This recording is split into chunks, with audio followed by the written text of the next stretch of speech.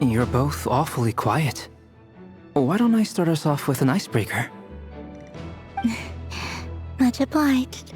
Have either of you ever had your portrait painted? If not, I'd be glad to help. That sounds like a lovely idea. You know how to paint, then? I dabble occasionally. He's an excellent painter. Tables, chairs, people, dragons, you name it. He'll paint it for you. I'm flattered.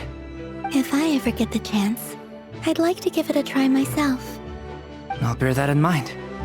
Anyway, how about you, Durin? What sort of portrait would you prefer? Oh, I'd be fine with anything. Whatever style feels best to you. Very well. Then I'll play it by ear. You can replicate any style I want? I can try. If you show me a sample, I'll do my best to match it. Thank you. In that case, I'll dig up some reference material for you.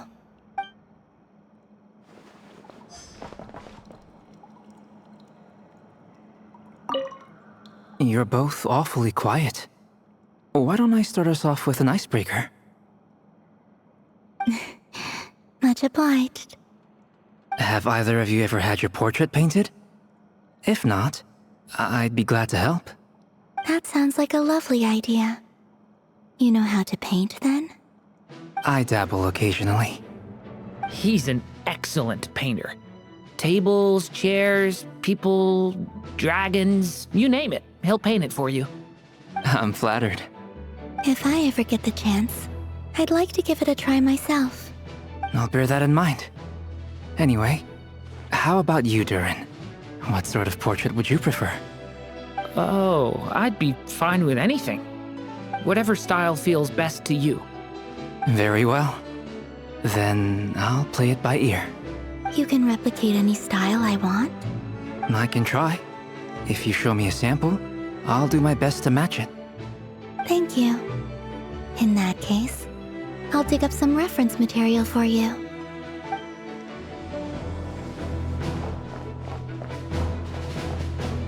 Is there something you'd like to say to me? Yeah! For starters, why'd you just show up here without even giving us a heads up? If you think back to our previous interactions, you may recall that that's hardly out of character for me. You do have a point there. Oh yeah! You'll need to find somewhere to stay the night too, right? Want to tag along with us? You never know. We might get a group discount. Sure, let's do that. Great! Paimon will handle it! And in return, we can get Dainslift to be our very own personal bodyguard. If that's what you had in mind, you should have said so sooner. I'd be happy to help.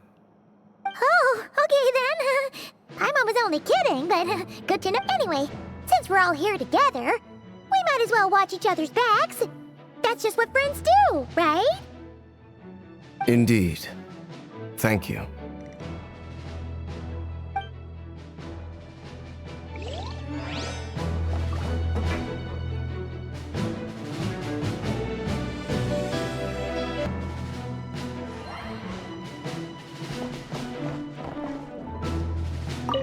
Truth be told, I can't remember the last time I was in a meeting with so many people. You're not alone there, my friend. The Lightkeepers also struggle to bring everyone together for a serious discussion. I don't doubt that. I've only ever met two Ratniki, one being you, and the other being that young guy, Itlua. Itlua is a good apple, I'll give him that. He's kind, honest, and regularly delivers supplies to my lighthouse. A true Ratnik to the core. In that sense, he puts me to shame. So you're what? A fake Ratnik? That's what it sounds like you're saying. But I get the feeling that's not quite what you meant.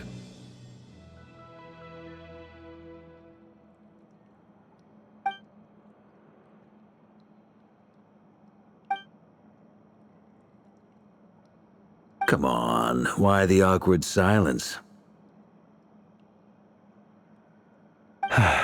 Sorry. I'm not even gonna bother trying to hide it. You've known all along, haven't you, my friend?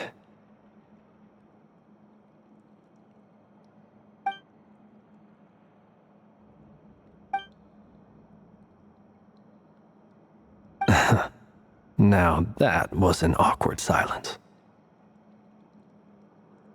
Let's just keep this between ourselves. Probably best if Eloa doesn't know, huh? That goes without saying. Gotta be careful what you share with youngsters, after all. Anyone else in the know? Let me guess. The Traveler and Paimon? It's dangerous being too sharp for one's own good, you know. Then, in the name of the Animo Archon Barbados himself, I swear your secret's safe with me. When we went for drinks, you said that you and Barbados were practically best buds. In the light of that claim, do you really expect me to take your oath seriously? Of course. Just as long as you don't go spreading around the fact that I'm close with Barbados, all right? Fair enough, then. Nothing like a bit of mutual leverage to seal the bonds of friendship.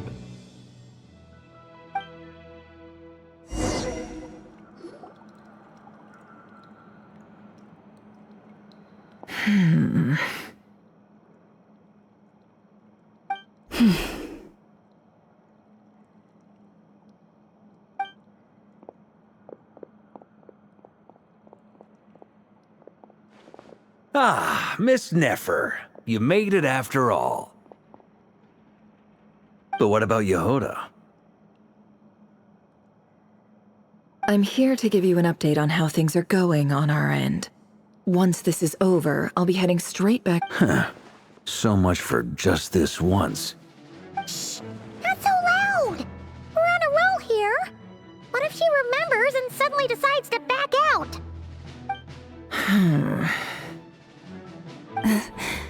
Did you say something, Mr. Varka?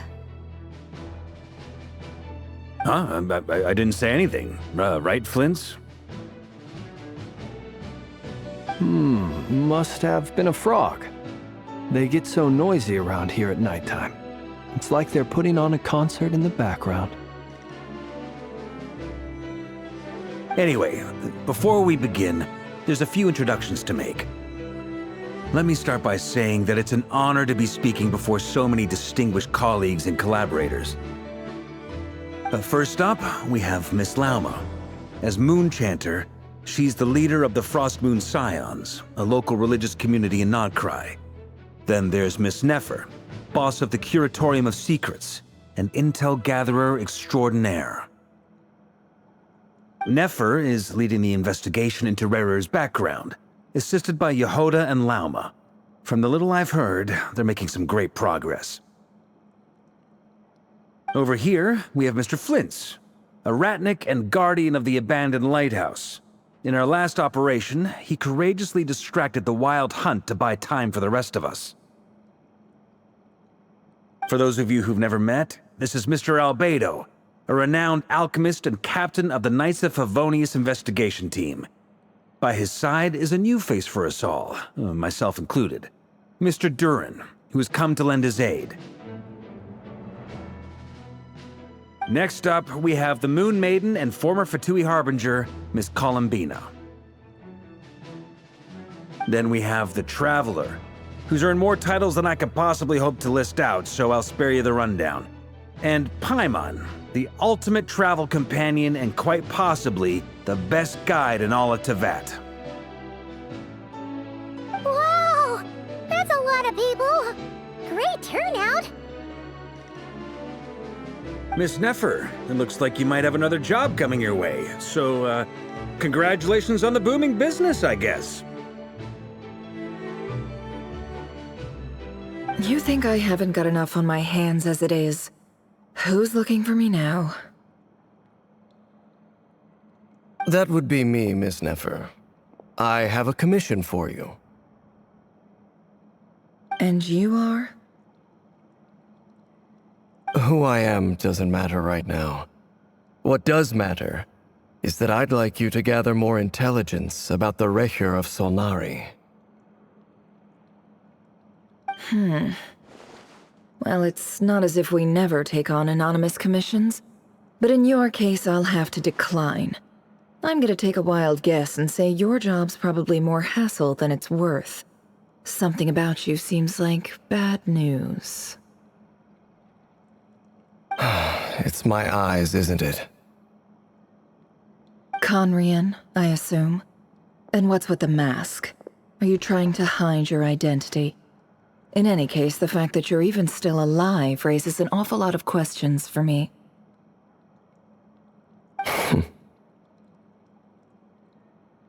My name is Dainsleif.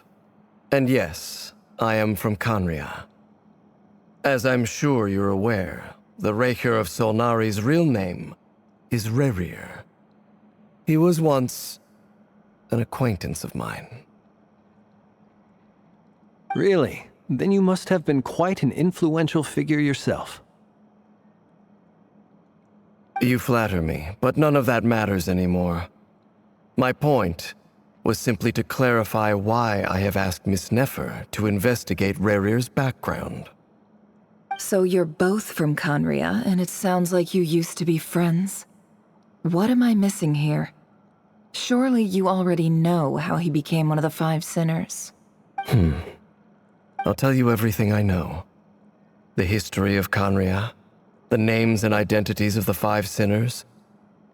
I remember it all like it was yesterday. I have never spoken openly of this before.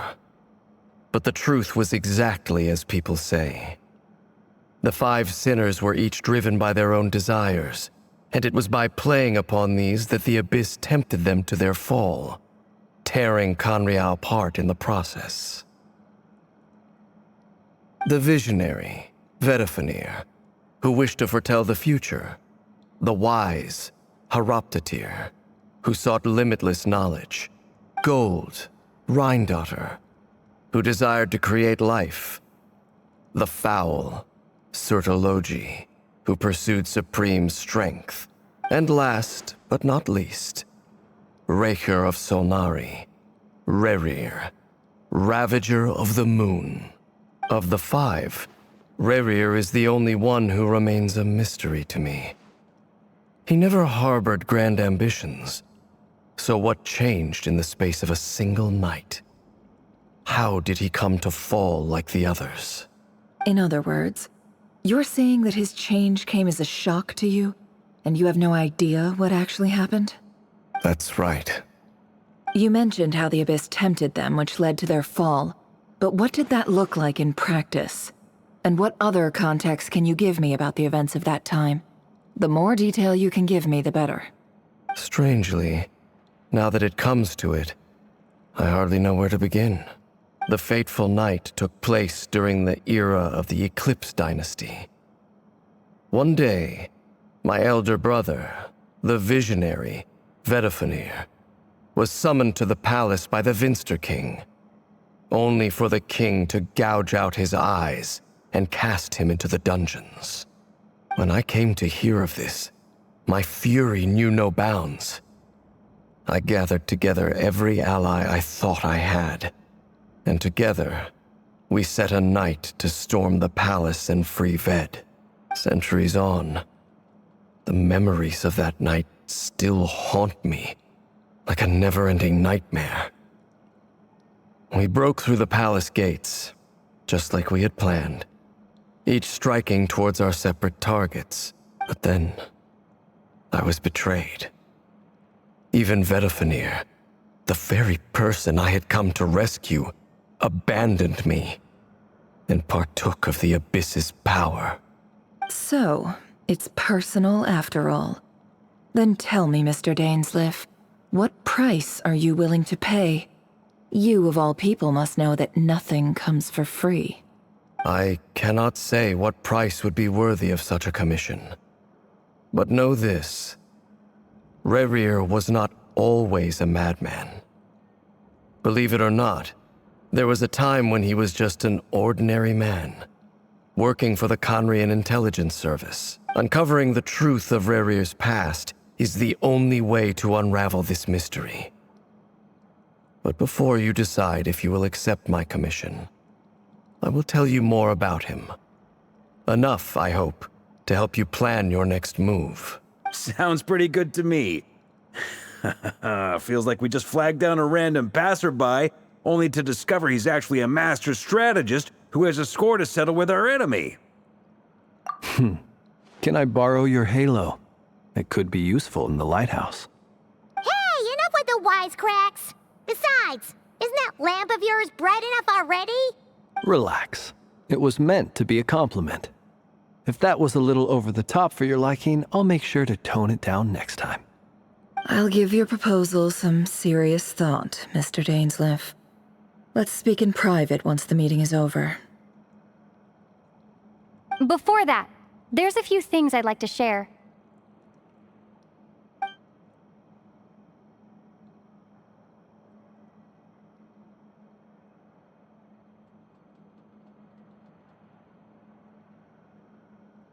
Now that we've united the hearts of the three moons, your power should be greatly enhanced.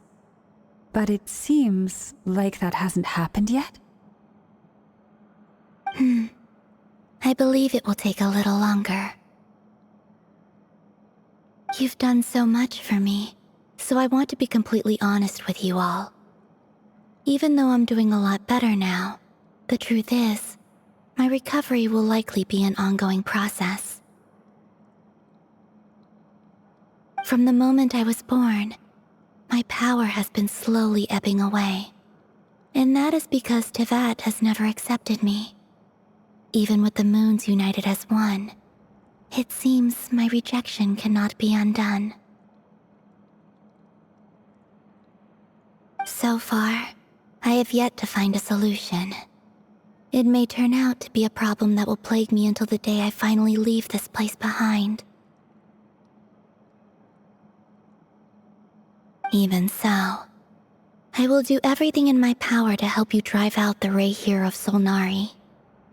As Arlecchino put it, this is not about chasing the spoils of victory. It's just a gesture of heartfelt gratitude. Kutar.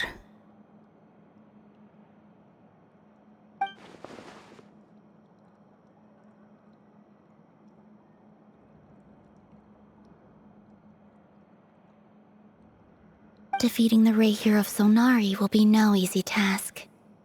While my strength slowly recovers, we'll also need to gather more intel. Naturally. We should take all the help we can get if we hope to defeat him.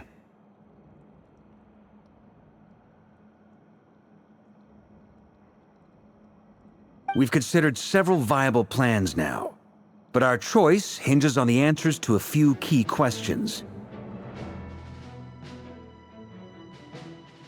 Is it even possible to kill Rerir? What experiences shaped the person or monster he became? And what's he really after? Given Albedo's expertise in alchemy, I think we should leave him to try and answer the first of these questions. Understood. As for the other two, I'm afraid we'll have to count on you again, Miss Nefer. Believe me when I say it's not my wish to burden you. But right now, relying on your skills is our only option. So you're placing all your hopes on me, huh? We can't thank you enough for agreeing to help us.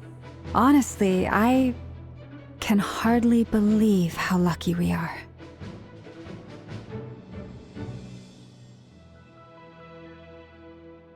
You sure have a talent for changing your tune, Miss Moonchanter. Timid like Yehoda one moment, then flinches. Ladies, please. I must object to your portrayal of me. That's all. Feel free to keep bickering. Just pretend I'm not here. I almost don't want to leave this room. I'm curious to see how this plays out.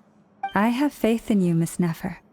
Something tells me you'll stand by us until the very end. Oh? And what makes you so sure of that? What if I suddenly decide that my compensation is insufficient? This isn't about the money. I can sense that you've got a deep-seated distaste for Rerir, And knowing you, that alone is motive enough. Look at them getting along so well. Like two peas in a pod. And I'm the one they accuse of insincere flattery. There is no justice. Miss Lauma, you have to understand something. Unlike you, I don't actually enjoy having everyone's hopes on my shoulders. Is that right?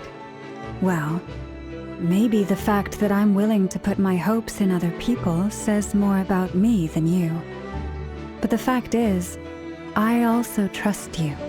And that's because I know that you're someone we can count on.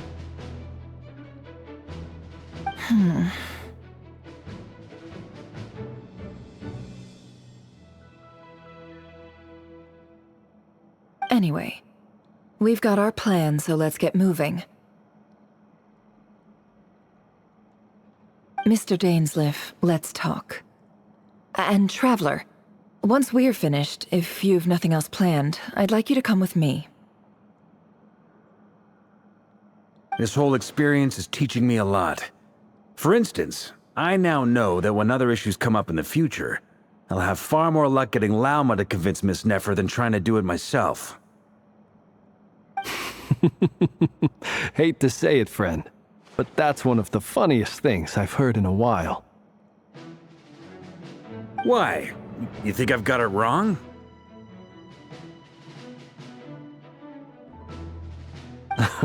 Quite the opposite. But what makes it so hilarious is how long it's taken you to realize.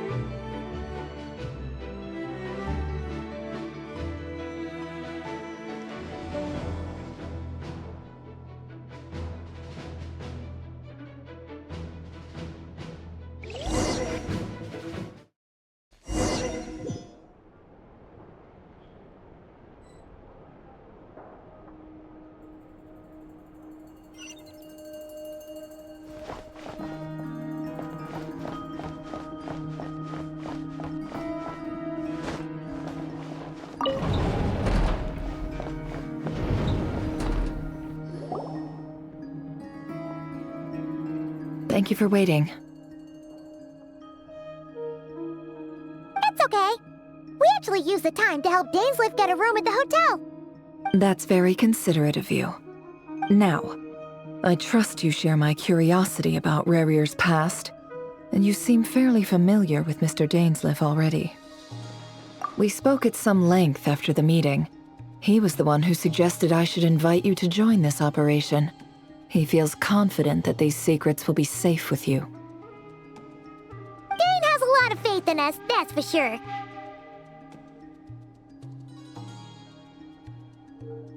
Likewise. I appreciate that you got right on board without interrogating me about why I invited you. It shows that you trust me to explain everything in due course. That's because we know what you're capable of. We appreciate you too, Nefer. You might have been forced to help in the beginning, but this time, it was your choice. That's one way to put it. Another is this, that once a decision's been made, it's set in stone. After that, my only goal is to see it through. Alright, so here's how it is. I'm going to access Rerir's thoughts again using my confidential method. Now, I'm sure you've seen things like this before on your travels, so you're surely well aware of how dangerous it can be. The reason I've gathered you all here is to ensure my safety during the proceedings. I plan for us to enter the fragment of his consciousness together, and once inside, I will focus on searching for information. Think of this as a diving expedition into someone's brain. If I'm the diver, you are my safety equipment, tasked with keeping me alive while I'm under the surface.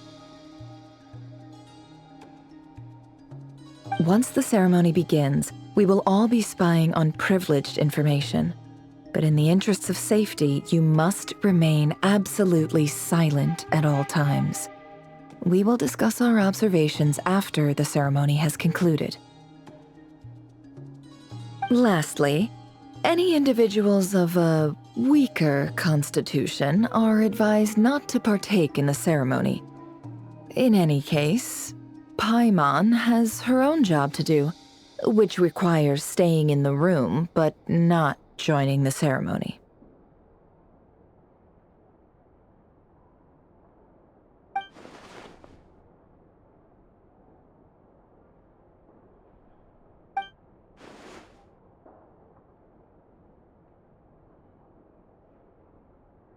Well, good luck, everyone!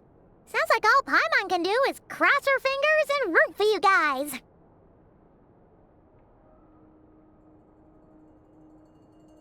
There's a little more to it than that. I was being serious when I said you have a job to do. While the rest of us are inside Rerir's mind, it's imperative that we have a team member on the outside. In the event that something goes wrong, you will be our first responder. I don't anticipate any issues, but the extra level of safety will be greatly appreciated. I second that.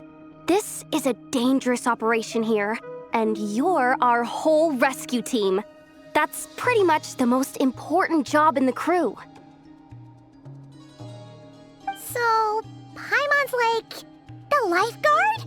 Yeah, that makes sense. Alright, got it. Good. Please, take a seat. We'll get started momentarily.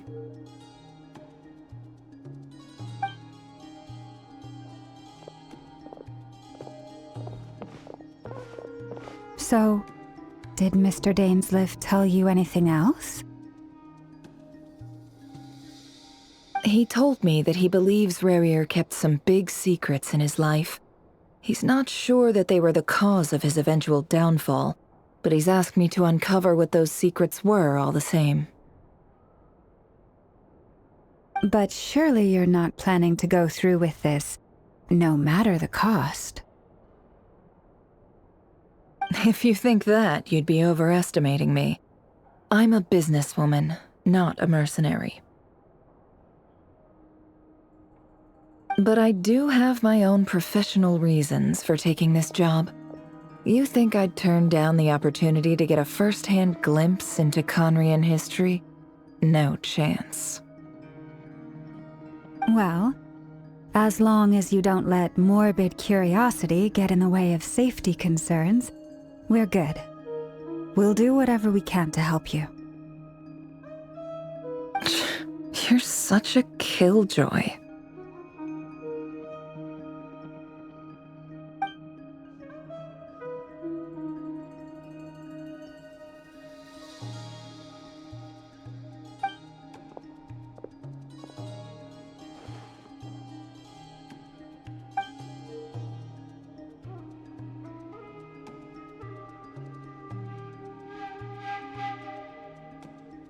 All right, I'm good to go.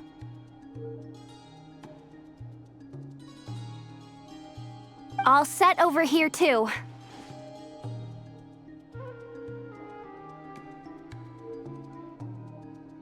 Promise, Paimon, you'll be extra careful.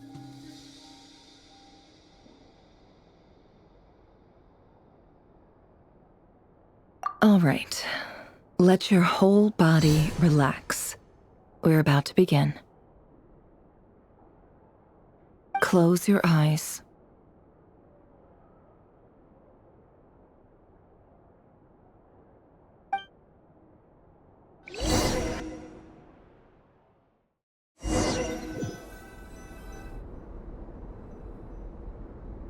Phew.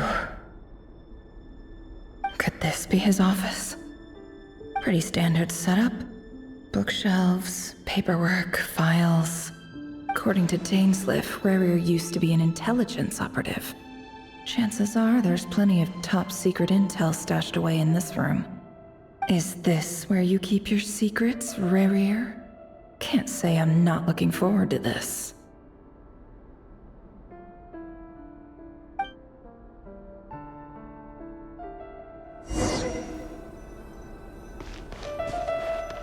He looks even gloomier than last time.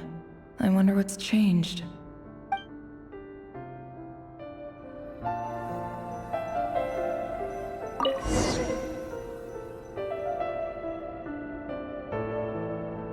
Today's files are in.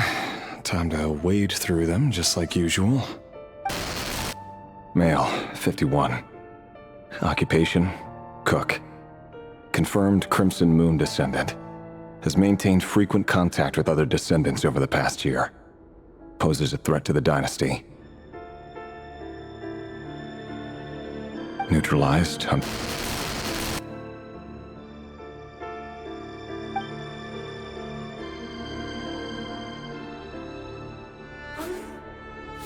This one should be archived under purged targets.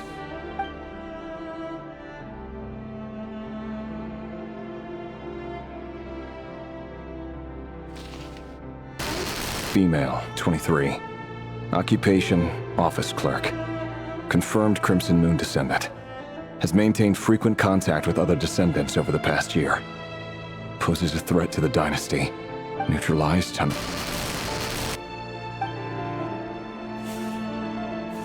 Another one for purged targets. Sounds like she was that other man's daughter. Never mind. What's it got to do with me?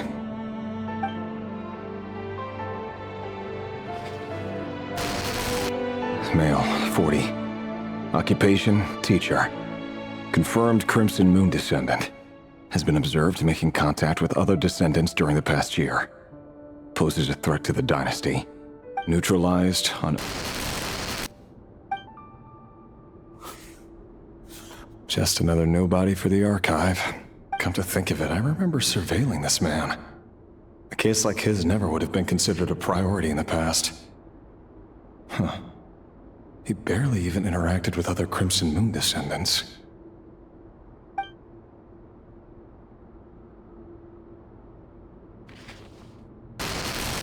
Female, 16. Occupation, none. Orphan and confirmed Crimson Moon descendant. Has been observed making contact with other descendants during the past year. Poses a threat to the dynasty. Neutralized on...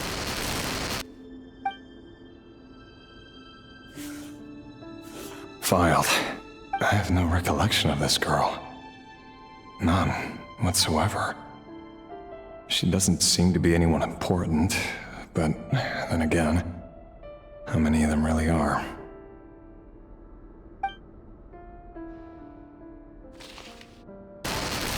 Female, 13. Occupation, none. Orphan and confirmed Crimson Moon descendant. Has been observed making contact with other descendants during the past year. Poses a threat to the dynasty. Neutralized on... Filed.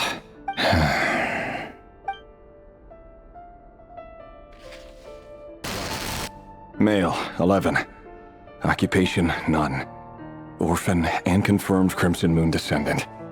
Has not been observed making any contact with other descendants during the past year. Poses a threat to the dynasty. Neutralized on...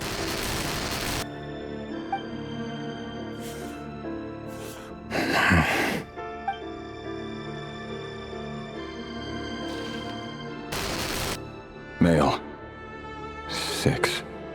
Occupation, none. Orphan and confirmed Crimson Moon descendant. Poses a threat to the dynasty.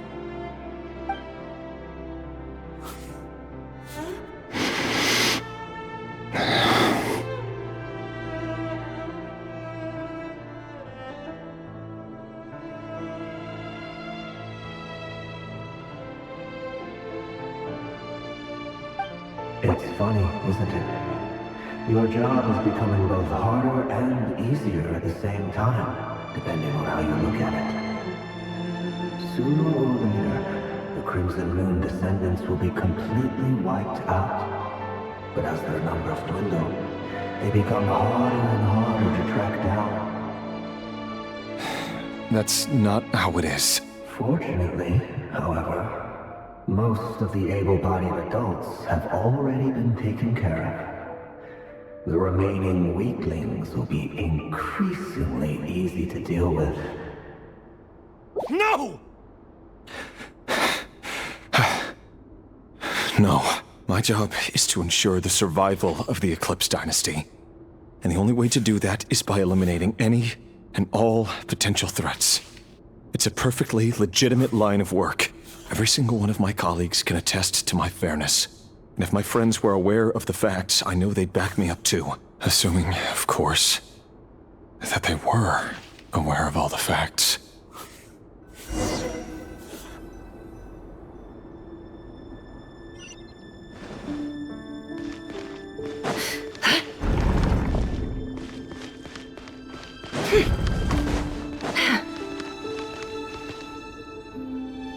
Mr. Vedifalnir, it's been quite some time since we last met. Rerir, I trust you're here because you have something important to discuss.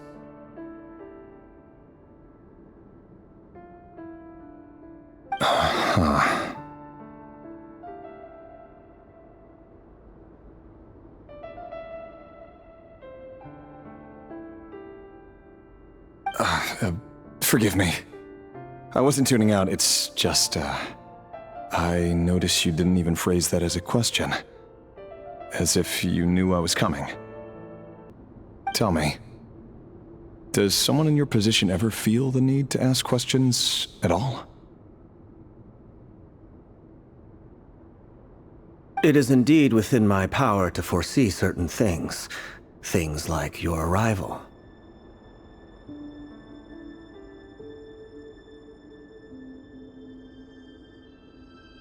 I was just thinking. It won't be long before I'll be inviting both you and Dane to my wedding. That isn't a lie, but nor is it a fact as such. It's a wish, isn't it? No fooling a prophet, is there? Ever since that day we met for drinks, I knew it was only a matter of time before you came looking for me. Does it feel good? Knowing how the future will unfold. I'm afraid the notions of good and bad fail to capture the complexity of what such a power entails. Once you've seen what will come to pass, it can be all too easy to succumb to fear and melancholy. Unless, of course, you learn to abandon these feelings.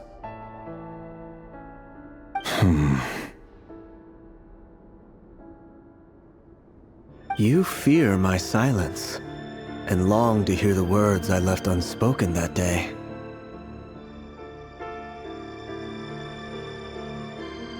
That's right. You must have noticed my reluctance to broach the subject. And the reason is simple. Because the truth could never have lived up to your hopes. For both our sakes, such words are better left unsaid.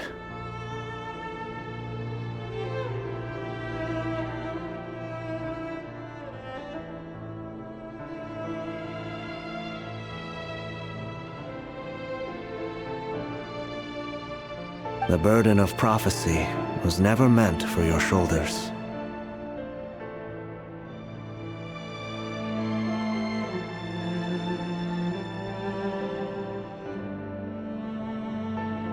So who exactly do you deem worthy to hear your prophecies?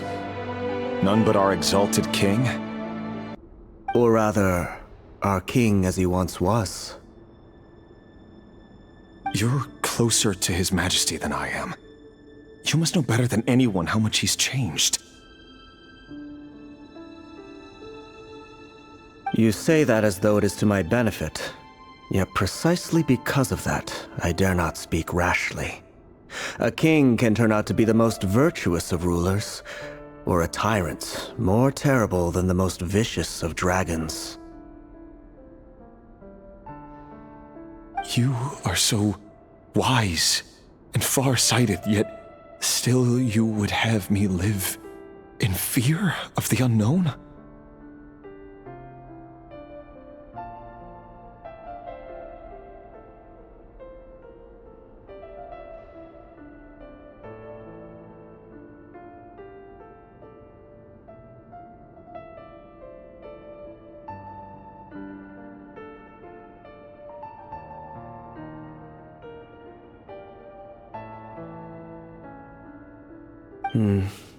You make a fair point.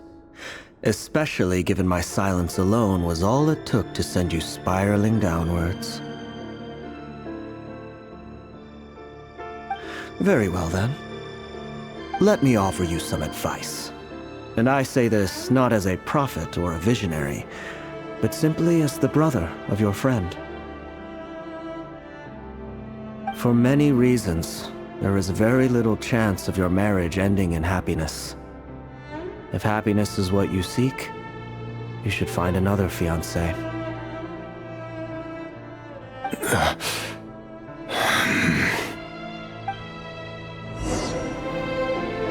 Hold on. There's that same black fog again. Could this memory belong to Thelindis?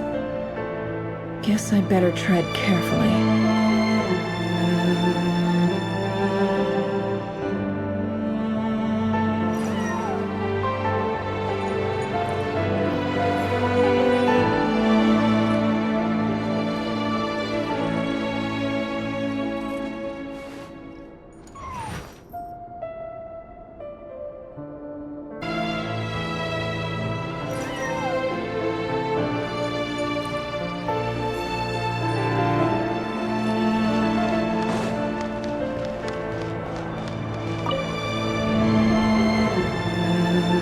Wait. Hear me out. This time we finally got a clear look at his face and learned his true identity. His name is Rerir, and he claims to be one of the king's guards. What did you say? A cruel irony, isn't it? The man you're set to marry leads a double life as a brutal executioner. Why are you telling me all of this now? Simple. It's because I want you to kill him. You are the only person he would never suspect. No, absolutely not. I would never dream of doing such a despicable thing. So you'll just stand by and watch him slaughter us to the last? Do not forget that the blood of the Crimson Moon flows in your veins too. The blood of the Crimson Moon? What does that matter now? The dynasty has long been dead and gone. You think that alone is reason enough for me to throw away everything I have? Why wouldn't it be? You two were once a child of the Crimson Moon, just like me. Don't tell me you've never felt so much as a flicker of fury for the way we were trampled into the dust. As long as you promise to abandon this pipe dream of restoring your dynasty, I can try to persuade him. Or have him persuade the Vinster King. Persuade the Vinster King?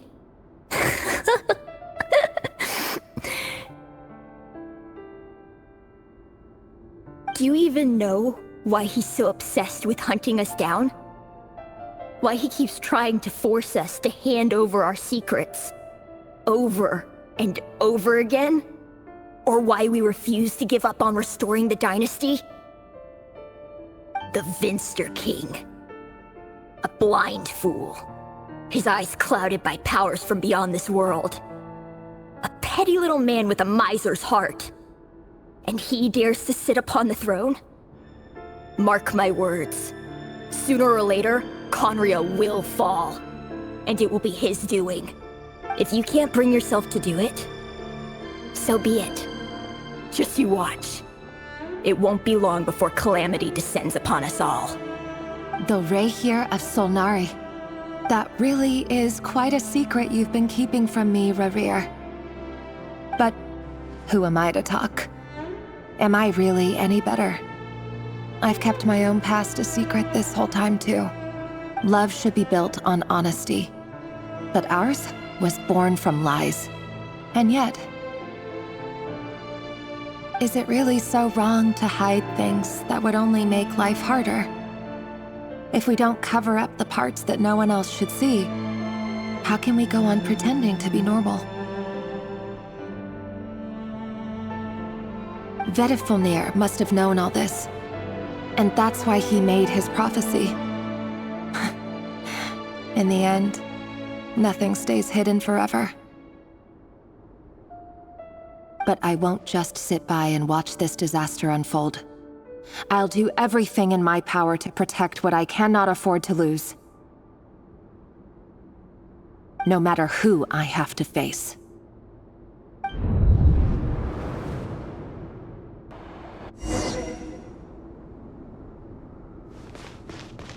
Huh? Was that Rerir who just walked past the window? Doesn't it give you the chills that he still takes the same road to work every day? As if nothing ever happened. Those people at the deli. Enough already. Clearly pretty taken by their own disguises, so just smile and play along. Pull the rug from under beasts like that, and you'll risk having your throat torn out. Deli? Oh. They're talking about those people from the opposition. Right. I'd almost forgotten they used to run a deli. People of no consequence always vanish so easily. And no one even remembers them.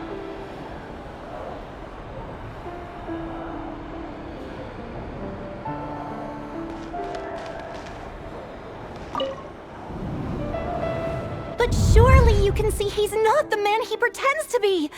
So many have died already, and they say that the king's madness grows with each passing day.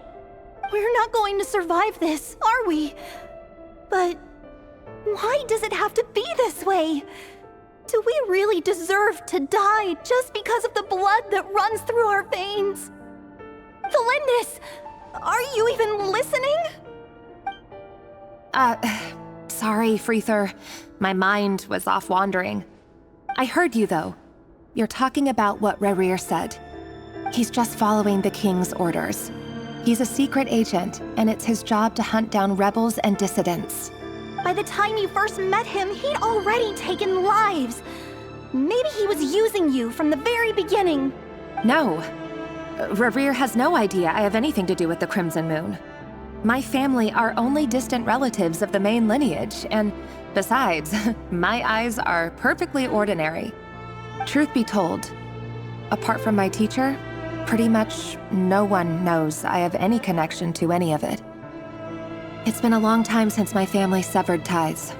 But as Orlog said, who could possibly talk sense into that raving lunatic of a king? No one! I'll work something out. Trust me, I'm with you all. But for now, you need to keep yourselves hidden. Don't let anyone find you, anyone at all. Don't forget that Rerir is an Eclipse operative. You need to be extra careful when he's around. And when I am too. For now, don't come looking for me. And if anything happens to me, just act like we've never met. If even you can't escape this, what hope do the rest of us have? But after all this time together, surely he wouldn't lay a hand on you. I won't speak in his defense, nor can I give you a clear answer to that question. But I'll do everything I can to put an end to this. Here, hold on to this. If an opportunity to escape presents itself, take it. You'll be glad you took some spare change. You call that change? But what about you? I've got a job, and there's still money coming in. But you can't go anywhere right now. Please think about yourself for once.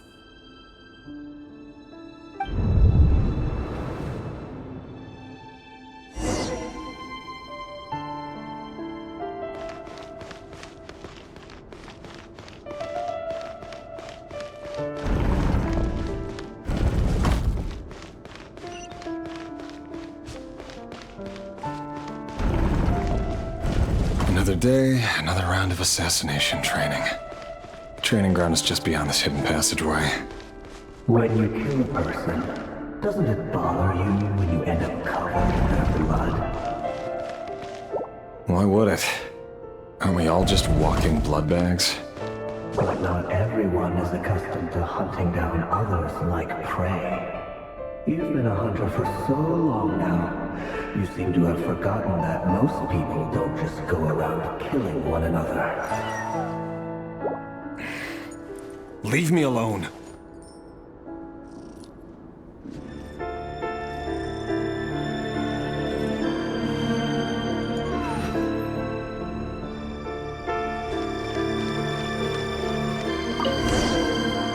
No more lies. Make sure you have a firm grip on the handle. Then choose your angle well. Keep your movements light and brisk. And the brain won't sense a thing. I'll bet no one's ever died a quiet death like I work clean. No traces.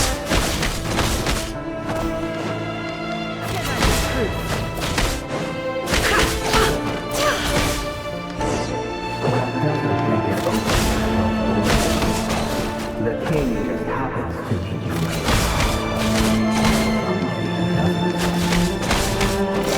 That won't happen.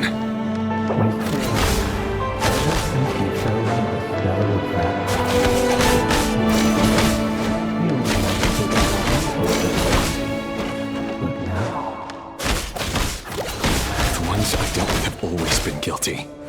And I've carried out my work flawlessly.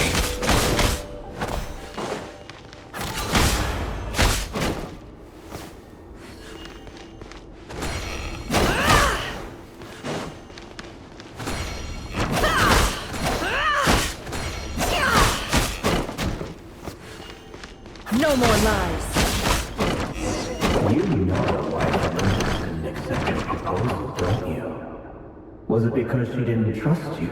Or something else?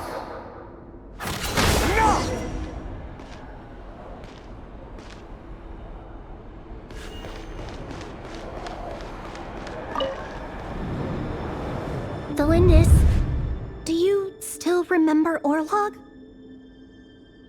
Orlog. The boy who was pretending to sell flowers. You spoke for quite a while, didn't you? Yes, we did. What about him? He was arrested 2 days ago. Chances are he's already dead. He... I just don't get it! After everything he's done, why do you still stand by him? Or does it mean nothing to you that people keep dying? No, that's not... Just hear me out. I need to go now, Thelindis. They're looking for us. You take care too. If you ever need a place to hide, come find us.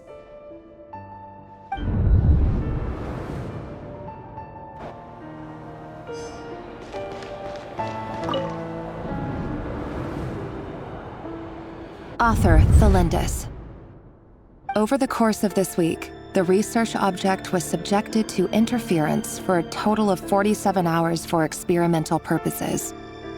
The results are as follows. All subjects of observation that were sent inside have now... The situation within is proving more problematic than anticipated. No progress whatsoever. What now? Won't you give me even a glimmer of hope? Things are getting worse by the day. I have to find a way or we'll all be in danger. But I... If all this research comes to nothing, what then? Sooner or later, it'll be my neck on the line. But could he really bring himself to kill me? No. Surely he wouldn't have the heart.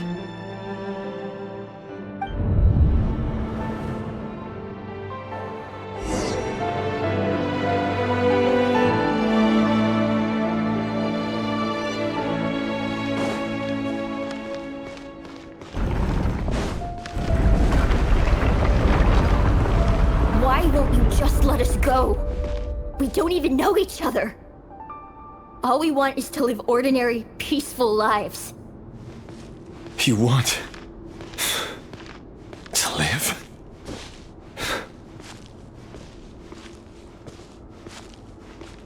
Yes. I just want to go on living. Is that really such an unforgivable crime?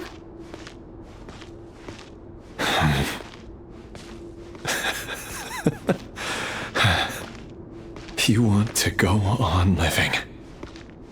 I want to keep living too. To keep living forever. That's why I have no choice but to continue on the path I'm on.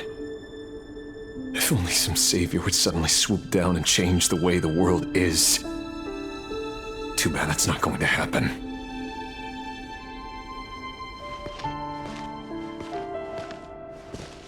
Imagine that.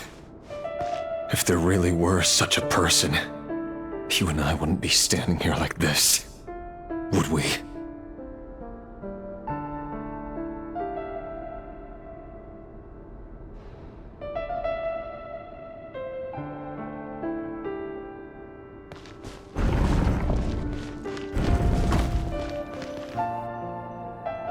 Today's files are in.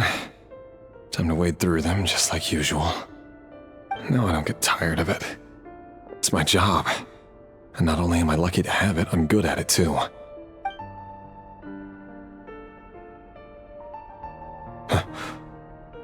Wait. Thalindis? No. No! No!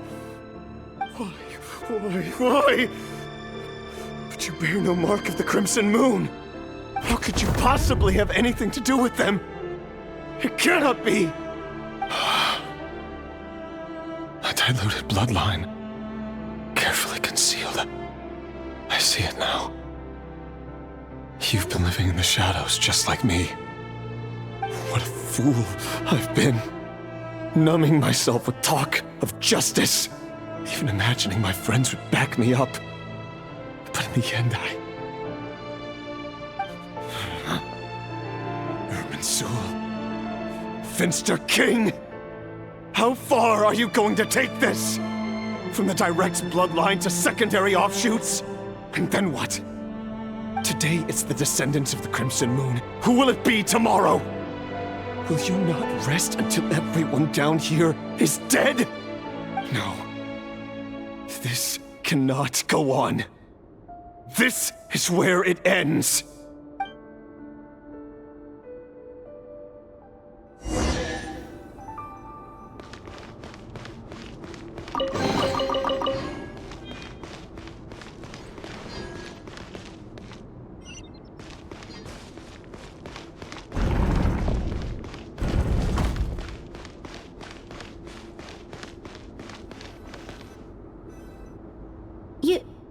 You're really letting me go?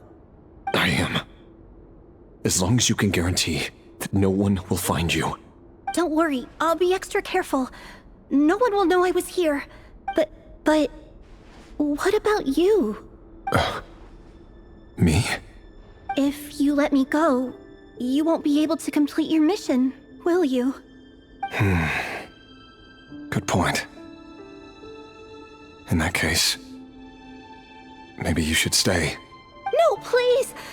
I just want to see the outside world again. To...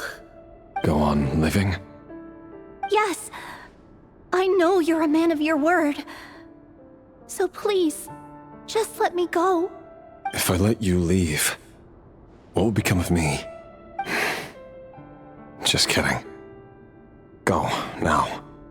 But remember, don't let anyone know you were caught. We'll be seeing each other again very soon if you do. Even shadows in the dark must live by a code. But you can't save everyone. You've been whispering in my ear for days now, Vedifalnir. What are you trying to do? Break me down? I only say this because you long for an answer to your problems. Let her go, Rerir, or you risk losing everything. I will not abandon Thalindis. Then you'll need a little more vigilance and a lot more power. The world is changing, Rerir. Keep your eyes peeled for your moment of opportunity. That voice used to be so unclear, but now I know exactly whose it is. It's Vedalfnir. He won't tell me how to actually resolve any of this, but he keeps trying to manipulate me like a puppet. What's his game here? Tell me then. What will this moment of opportunity look like? And no answer. He's like a ghost. Always disturbing me when I'm on edge, but never answering when I need him most. So, the Eclipse dynasty was purging, well, massacring the descendants of the Crimson Moon. And it seems like it was all connected to the Vinster King's research. The King's obsession with abyssal power left the future of Conria hanging in the balance. No wonder every aspect of Rerir's life was so unstable. And it looks like this Thelindis, Rerir's would-be fiancée, herself belonged to a sub-branch of the Crimson Moon dynasty's descendants. It almost defies belief that a couple like them could hide the truth from each other for so long. If the Vinster King hadn't intervened in such a drastic way, they might have gone on deceiving each other for the rest of their lives. And why does Vedalfnir, Daneslif's older brother, keep talking in Rerir's head? This guy kept more secrets than I ever imagined.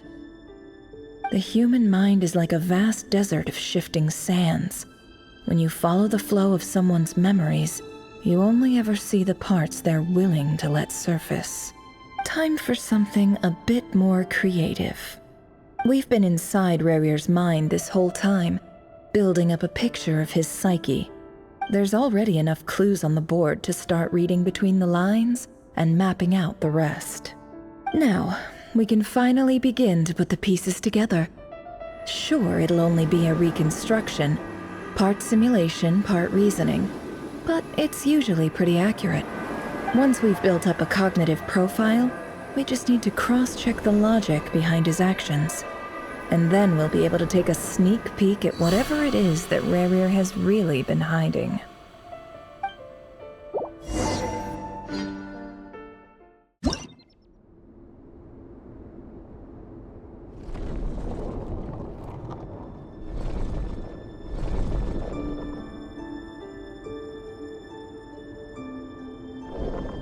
Rerir, are you there?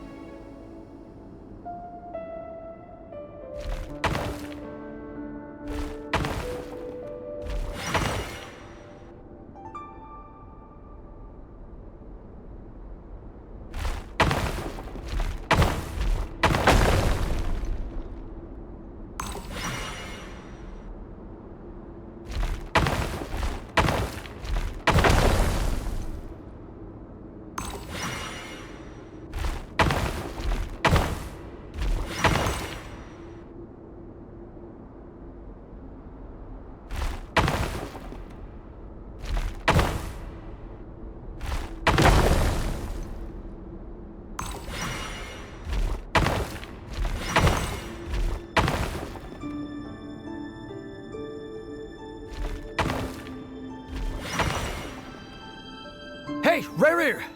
Come out, it's urgent! Dane? What's wrong? Quick, come with me. I'll explain everything once we've met up with the others. Okay. I'll come. But the Lindis is still over at the Universitas. I'll need to leave her a note. All right then, but make it quick. I've never seen Dane so worked up before. Whatever this is, it must be big trouble.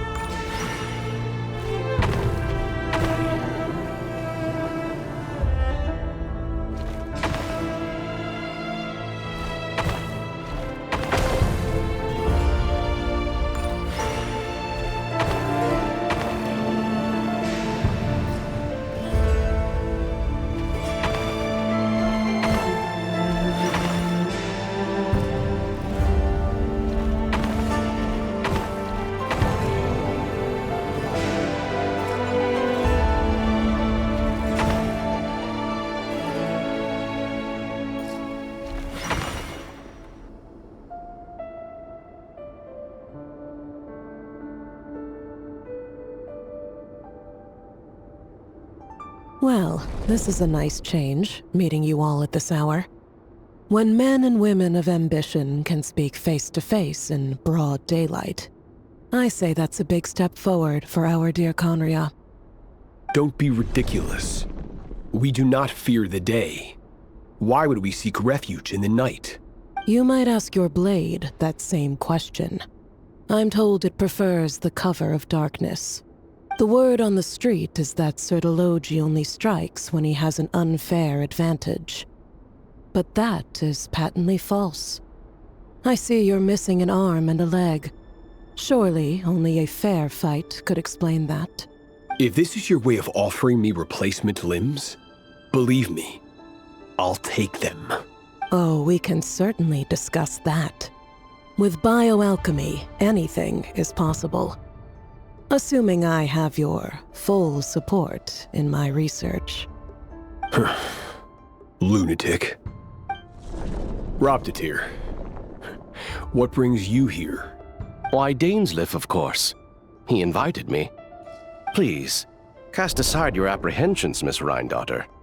Whatever the rumors may say, I am but a humble servant of the king, and I can assure you he affords me no greater convenience than he does you. Well, the Universitas Magistrorum won't stop fawning over you, so at least some of the rumors must be true. You're clearly doing well for yourself, so drop the humble servant act. It endears you to no one. You're president of the Universitas Magistrorum, the chief royal mage known as the Wise by royal appointment, and by far the most favored among the 4 pillars of Conria. Vice President Veit doesn't even try to hide his envy when he sees you. My success is the product of hard work and good luck. It's as simple as that.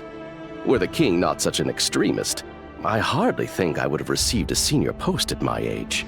Of course, no job is without its gripes. Serving a king like ours can be a challenging task, as I'm sure you can imagine. And as for Efterveit, in missing out on the presidency, he's dodged a mountain of stress.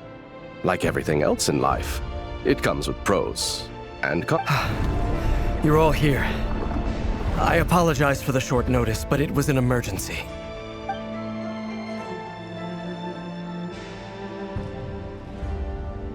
You must be Rerir. Mr. Sertologi. Yes, I handled your case file during your sentencing. Nothing personal, of course. I'm pleasantly surprised that you remember me. You're clearly a person of substance if you've been invited here. But Dainsleif, you'd better have a very good reason for convening this little gathering. It's my brother, Vedalfenir. After he spoke at the court this morning, the king was so infuriated by his words that he had him blinded in both eyes and thrown in prison. Vedalfenir in prison? Strange. I thought the king trusted him and Horoptatyr more than anyone else in the world. Does this mean the king's circle of trust just got even smaller? It has nothing to do with trust. It's about what the king wants, which is as clear as day to anyone paying attention. I simply appease him, because it's in the best interests of the Universitas Magistrorum. And also because you're slimy. Vedalfenir, perhaps less so. But still, a visionless visionary? It rather inclines me to think that qualifications are not what get you ahead in Conria. Do you honestly think this is an important discussion to be having right now? Dane, what are you planning to do? Rescue Vedalfenir, I assume. Correct. It will mean storming the palace by force. Tonight. I need all of you on my side. That's far too dangerous. And don't forget, Dainsleif, you're captain of the Royal Guard. You swore an oath to the throne. You've been planning this for a while, haven't you? I have no desire to commit treason. But whatever critique the king may have of Vedalfenir, disfiguring your most loyal subject for putting the best interests of his court and nation first, this is not the conduct of a wise ruler. My blade will force the king to see the error of his ways. So, Vedalfenir's prophecy enraged the king. I'm sure it wasn't what he wanted to hear, but if he won't take counsel even from the visionary, that is deeply troubling news. The extent of His Majesty's madness is now all too clear. The question is, how does a man like me get out of this situation unscathed? You have noble ambitions, Dane, but I'm afraid they don't do much for a guy like me. I'm not interested in saving the world. All I want is a letter of pardon. A letter of pardon? For whom? Thelindis? The chances of the Vinster King issuing a pardon for anyone connected to the Crimson Moon seem vanishingly slim.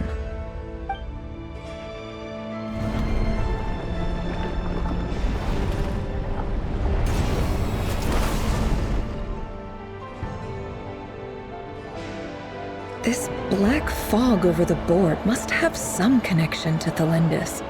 But why is it taking this form? Does it have something to do with Rerir's past? Another mystery I'll need to unravel.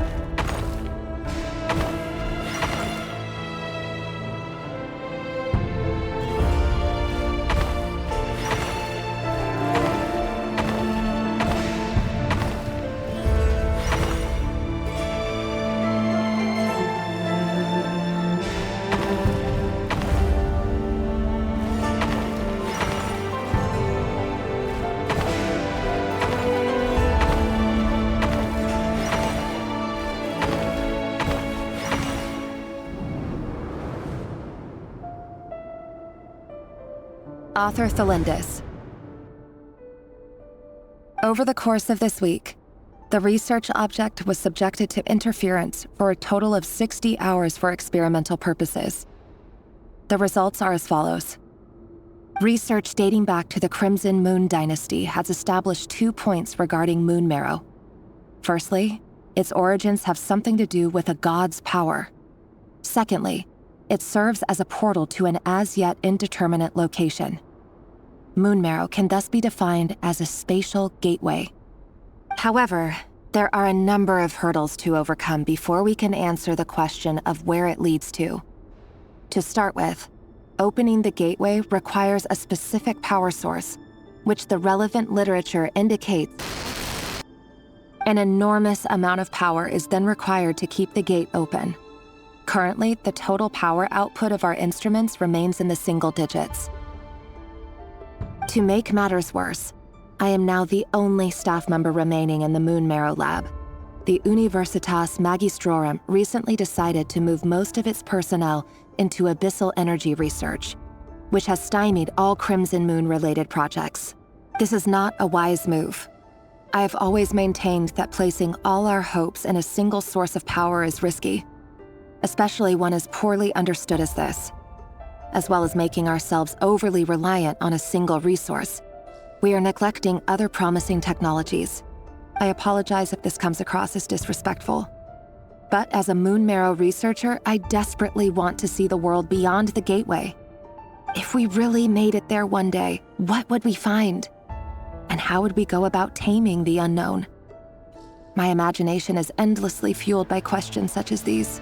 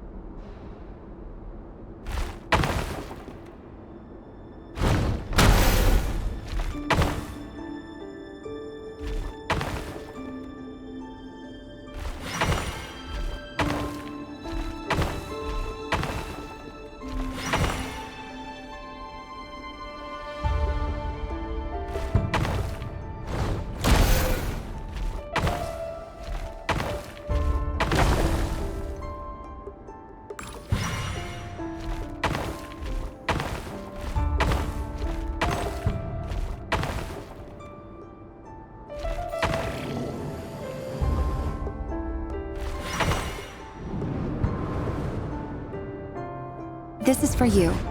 I heard you're gonna leave the city with your parents. Thelindis, did you hear about what happened? I've heard nothing. Rerir got back very late last Friday, and he was acting a little unusual, but he slept pretty well, so I'm guessing whatever he did was a good deed. You never saw him, and I don't know what he did. And this conversation never happened. You understand? What if he finds out that you pried into his secrets? Don't be silly. I don't know what secrets he does or doesn't have. All I know is he's just a normal guy who happens to run some errands for the king.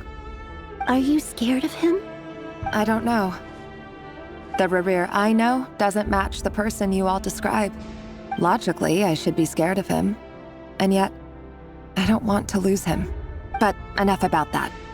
You should get going, and be careful with the package I gave you. Keep it secret. Keep it safe. What's in it? A piece of the moon. All you need to know is that as long as you keep it safe, then in the future, everyone will be able to see a red moon. A red moon? You mean our moon? That's right. Our moon. Promise me you'll look after it. I promise, Thelindis. The Crimson Moon bloodline will never die out. Its light, the color of blood, will become like a fire that flows in our veins, no matter how long it takes.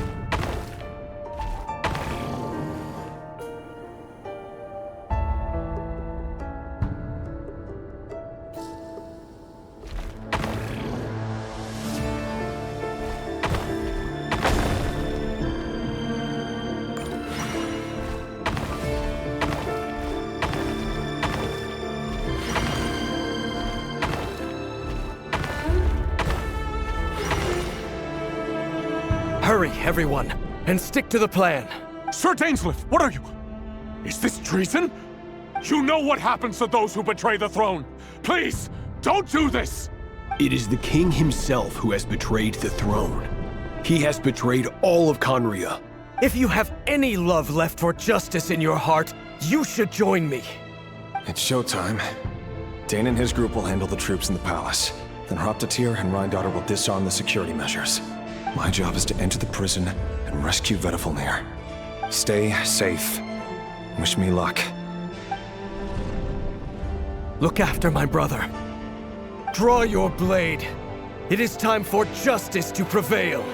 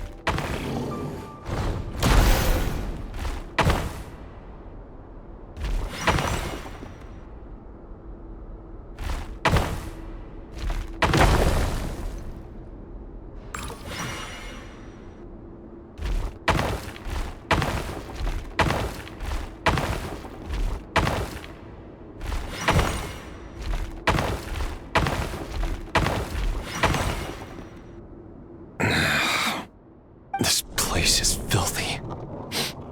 And the smell is abominable.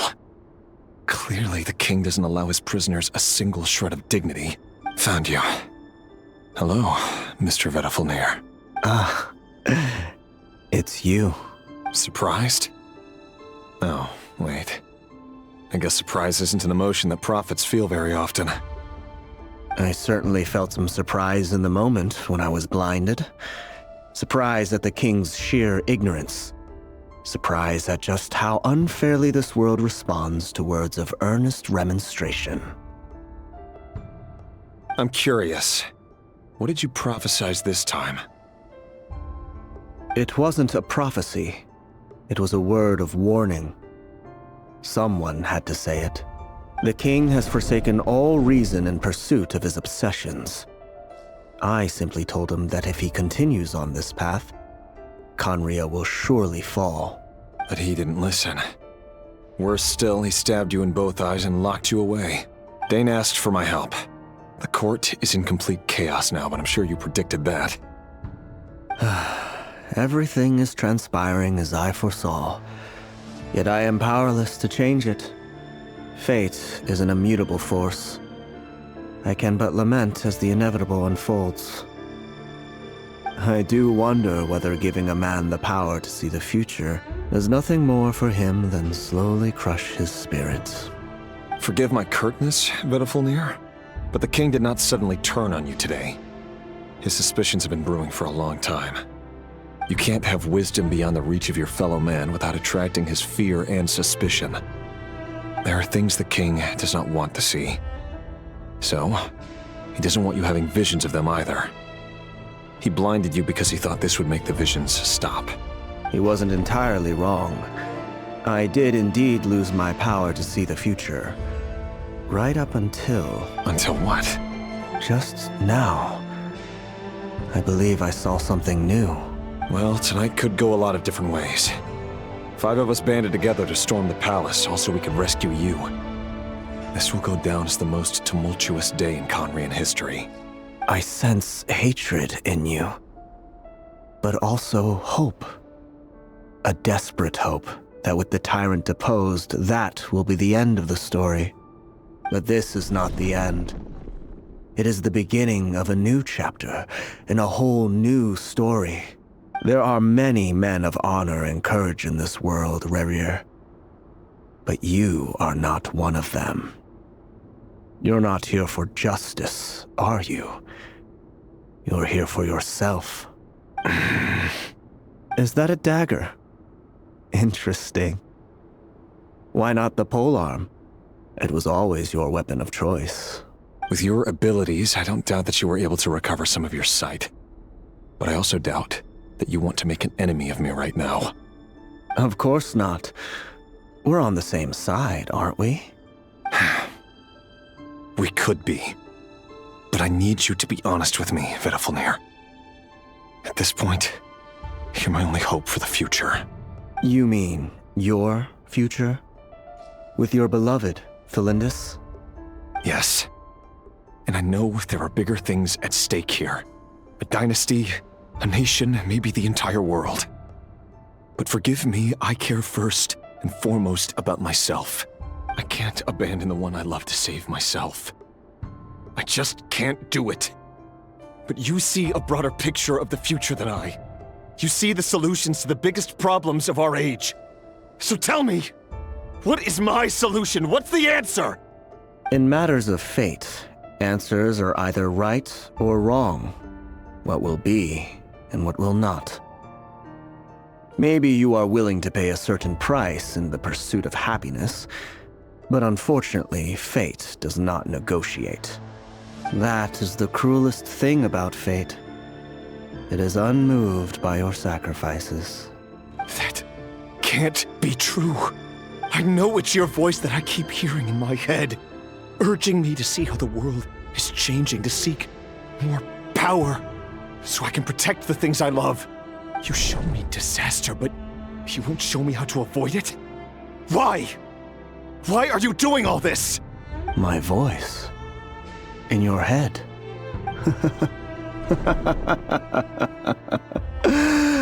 So, you hear it too. The voice that steals your mind, gains your trust, and drives you crazy. It turns out that we are not so different, you and I. Vedifilnir just broke into the strangest smile I've ever seen in my life, as if he'd discovered some monumental secret. But then he suddenly switched to looking extremely weary. Very well then. My advice to you is as follows. You must persevere. Whatever trials and tribulations you may face, be steadfast in the belief that they are your path to the future. For as long as you live, your story with Thelindis shall not come to an end. That is the only chance you have of fighting back against fate. It is up to you whether you believe my words. Regardless, that is all I will say on the matter. I have no right to intervene any further. I will hold you to your word. Thank you for setting me free.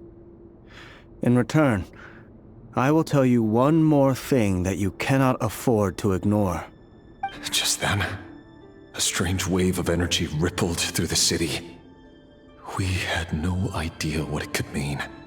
If I were you, I would head to the Universitas Magistrorum. The Universitas? Oh no! I'm sure we'll be seeing each other again very soon, Rerir.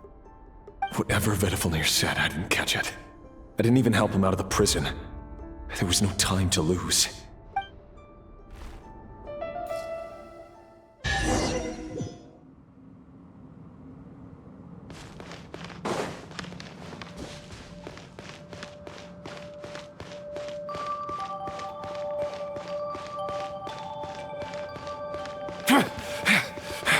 Monsters? Is this Rheindarter's doing? Or the Universitas Magistrorum? Out of my way!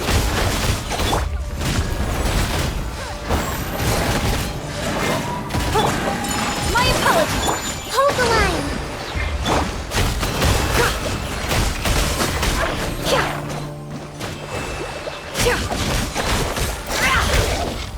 Can't hide the truth.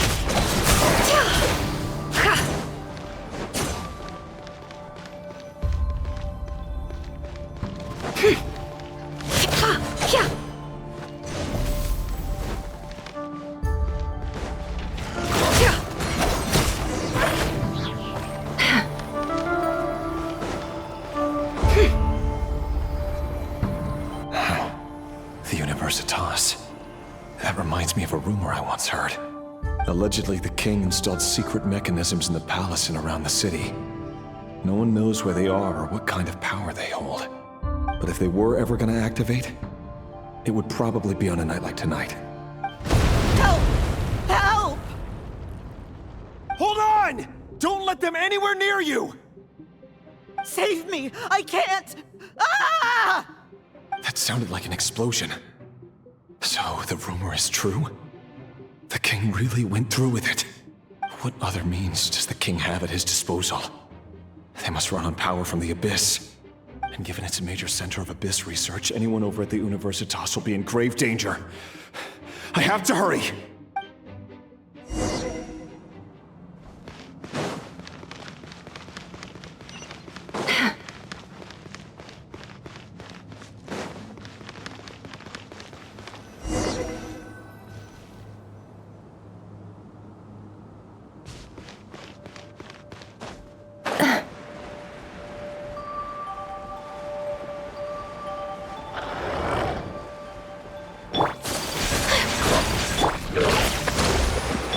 It's nothing. Submit! The deception ends here.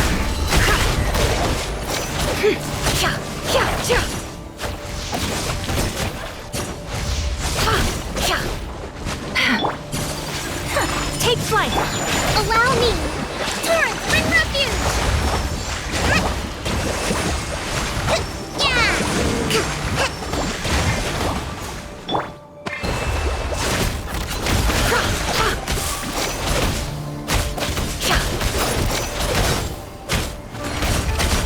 It all adds up.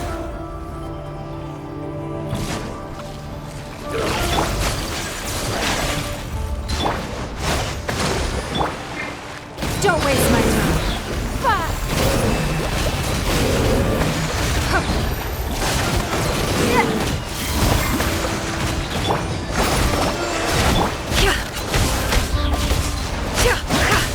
Seek within.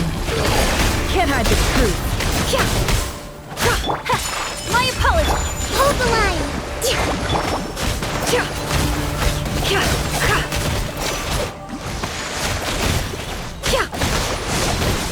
No more lies.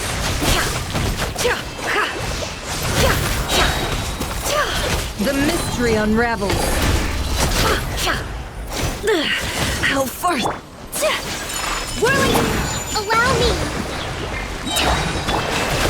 It all adds up.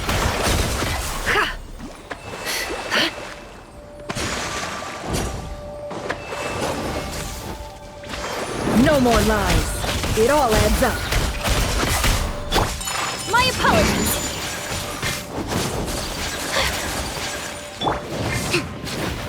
Hold the line. Billowing surge.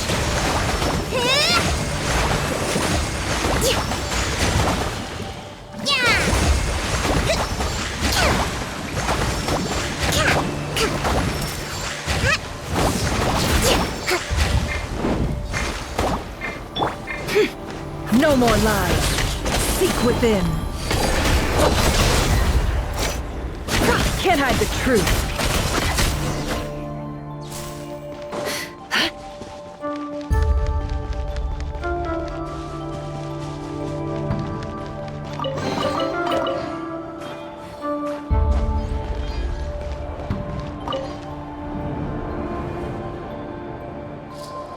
Monsters. At the Universitas Magistrorum? Why now? Oh no! They're coming! It's no use. The table won't hold out much longer. The weapons. Where are the weapons? Of course. All the lab equipment was upgraded after the inspection last week, but the new weapons haven't been allocated yet. I'm done for. Is anyone there? I need help! Ah! Stay back! Please stay back! Please!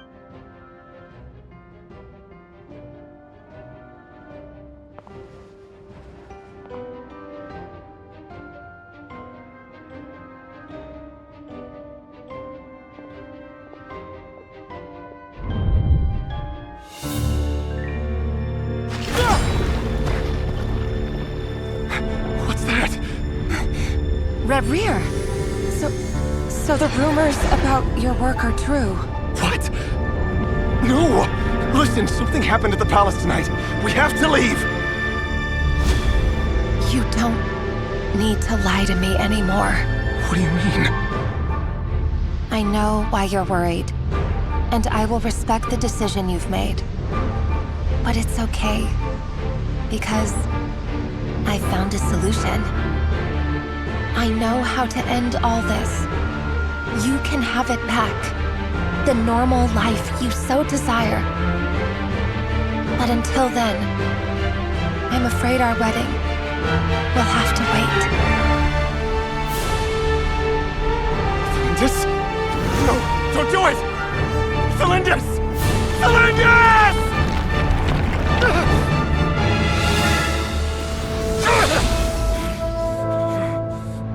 I told you, Rerir. Let her go. You will find someone better. No!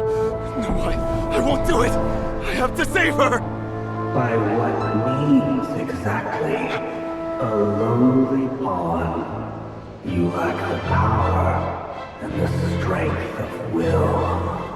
Do you know a way? Tell me! Come to the palace. Join us.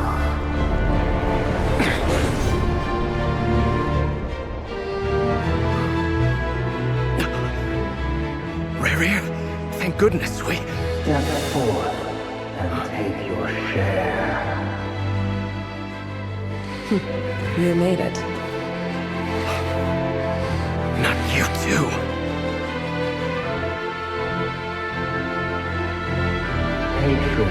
for grief, despair, desire.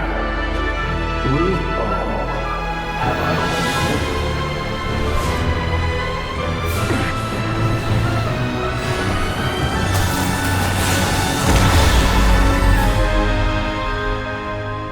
Rerir. Rerir. Thlindis? Were you daydreaming?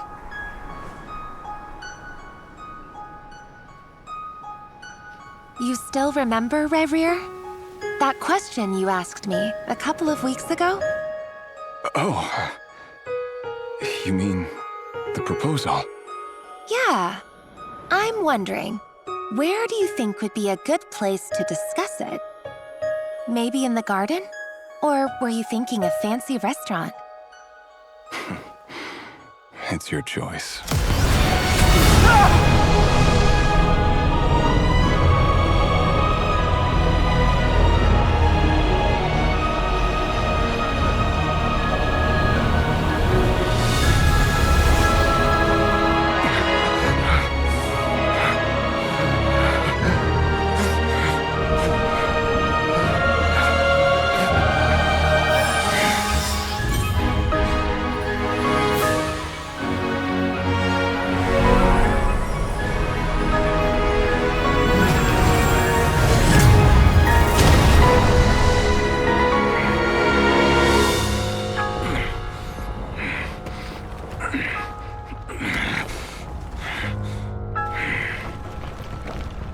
I will find you. And then, you can give me your answer.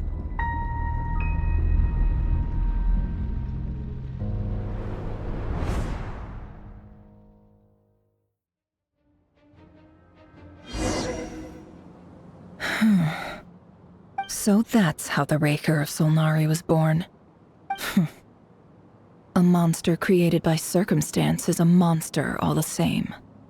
Viewing other people's thoughts for too long can get uncomfortable. Right now, I'm feeling a strong sense of loathing. In a nutshell, the story of Conria is what happens when the truth falls by the wayside. Everyone tells little white lies, and before long, you have a huge pack of lies that destroys everything. Time to get back. His past is filled with sorrow, but the tale of any fallen civilization is one of endless tragedy. Cruel as it may be, that was Conria's fate.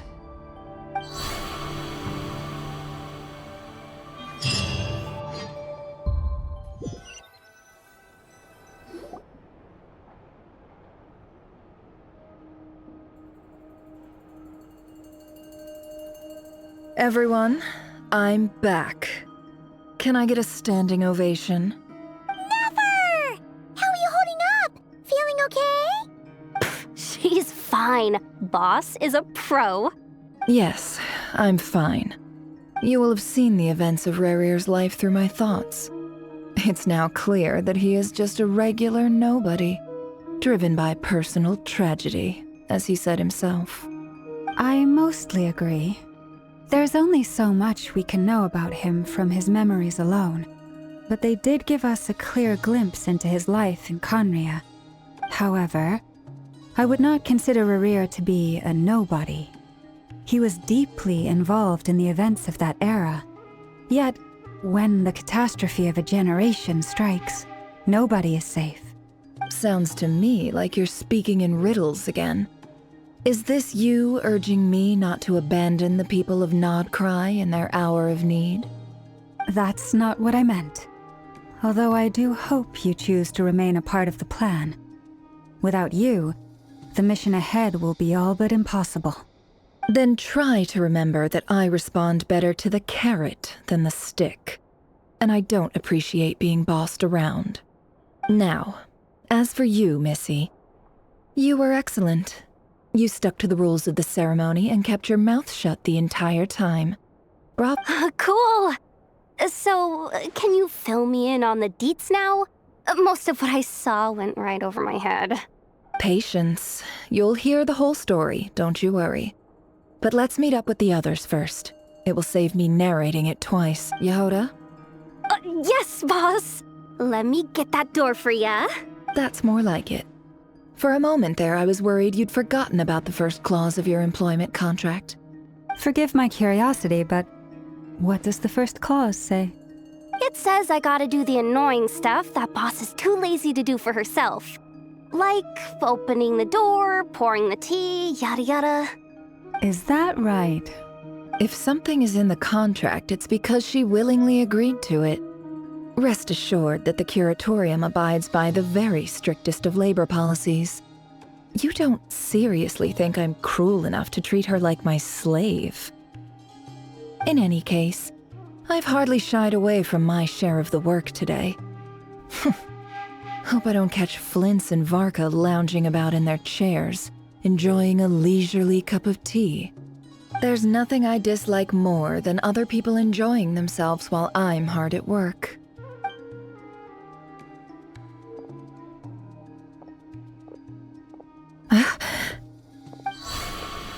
Oh no.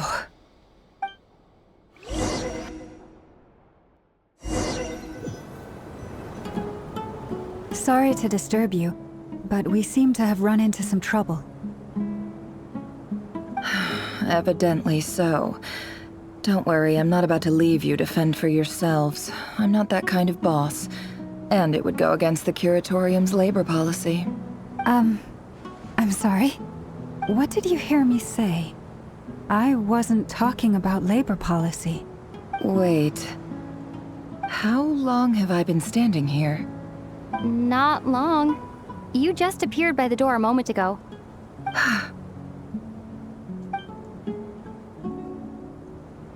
Boss, what's wrong? You look like you've seen a ghost. We've been tricked. We never left at all. Somehow I hallucinated that whole scene back inside the office. Hallucinated? But how? How indeed. This place should heed my will alone. All thoughts and actions that occur in here are just a result of pawns moving across the chessboard in a carefully calculated manner. And nobody has access to this chess set but me. So you control everything in here? More or less. But yes, it's a special technique of mine. Has anything like this ever happened before? Only once. It was the first time I used the chess set. Is there any similarity between what happened then and what's happening now? I suppose my thoughts are a little turbulent, which was also the case my first time. Is there anything I can do to help? The first clause of your contract clearly states that I only need your help with things that I'm too lazy to do myself. Meaning, you're not feeling lazy right now? Meaning, this is not something Yehoda can help with. The chess set is a personal treasure that I alone understand. I must be the one to find our way out of here. Boss, it's fine. Really. Let me do something useful. Oh, listen to you. Whatever would I do without you, Yehoda? What? Really? Yes, really. Where would I ever find another employee as obedient and servile as you? God forbid anything ever happens to you. Oh, okay. Well, anyway, I was thinking of fetching some water. There's gotta be a source around here somewhere. I suggest everyone finds someplace comfortable to take a rest. We gotta conserve our energy. Even though all this chess malarkey doesn't exist in a physical sense, mentally speaking, it's all real. And so is our tiredness and fatigue. You don't want to dismiss mental fatigue. Just because it isn't physical doesn't mean it's any less serious. But anyway, I got your backs, so don't worry about a thing. Don't I have the best employees? Jealous much? If we can find a suitable time, I'd love to borrow Yehoda for a day to help out at the Frost Moon Scions. Would you be amenable to that, Bossnet? Oh, Lauma. Have I ever told you just how pretty you are? Beauty runs from the tips of your antlers to the depths of your imagination. Time to rally, everyone. Follow me. As we continue our journey, the same rules will apply. That means stay focused and no talking no matter what we encounter. And don't disturb the chess pieces. You have my word that I will get us all out of here.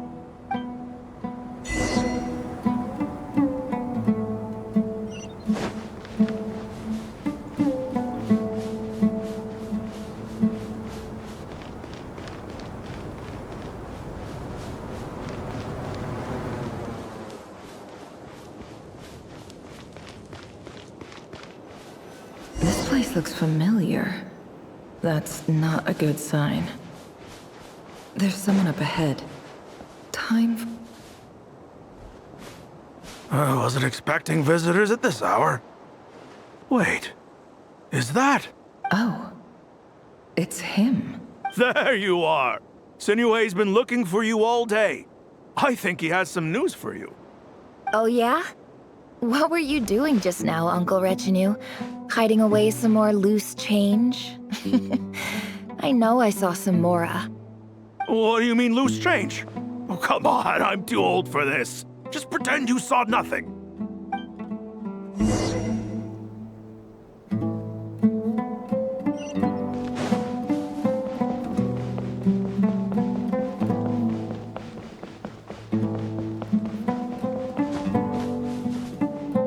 Hey, kid.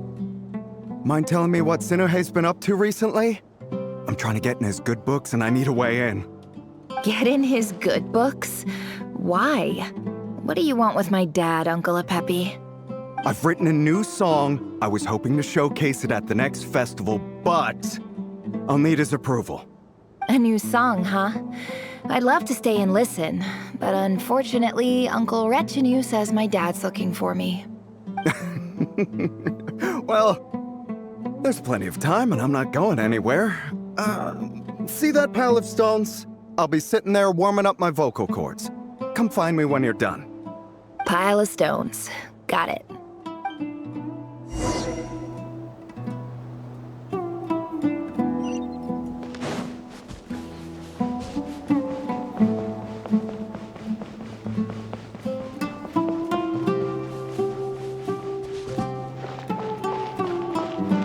Hi, Dad.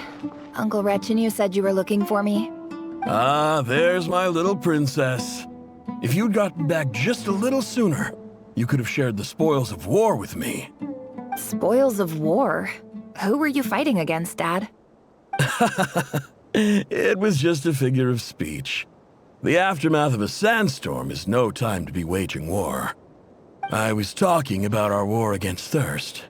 I went out to fix our water supply problem, and now I'm back. Which means... We have a well again! That's right. I found a new one and brought back as much water as I could carry. It should last us for a good while. If it wasn't for these blasted sandstorms, our wells wouldn't be caving in. You wouldn't be spending all your time out searching for new water sources. As the chief of our tribe, I'm supposed to be leading us out of hardship and poverty, onto better things.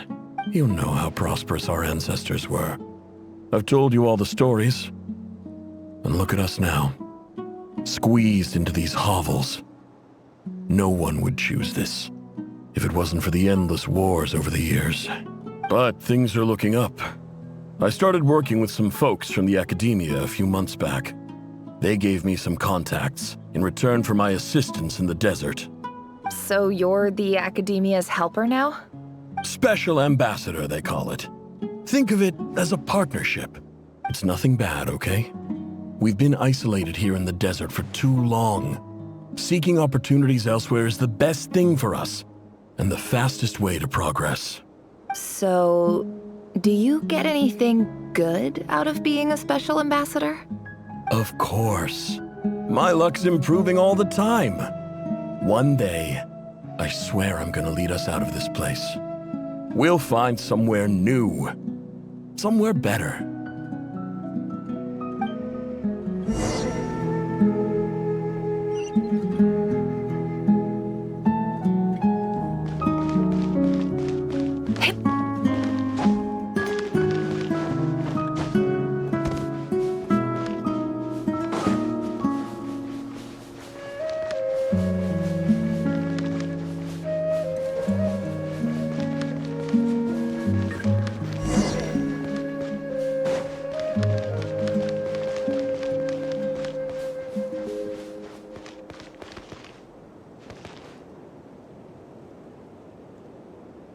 That's our well, and you know it.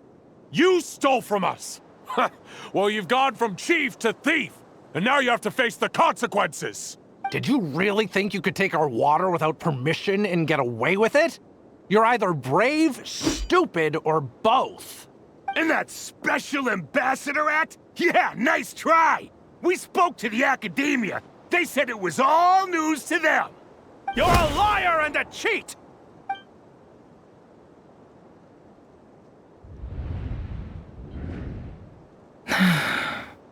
I heard Yehuda gasp, but I don't blame her. Most people are terrified by the sight of blood. Corpses strewn across the ground.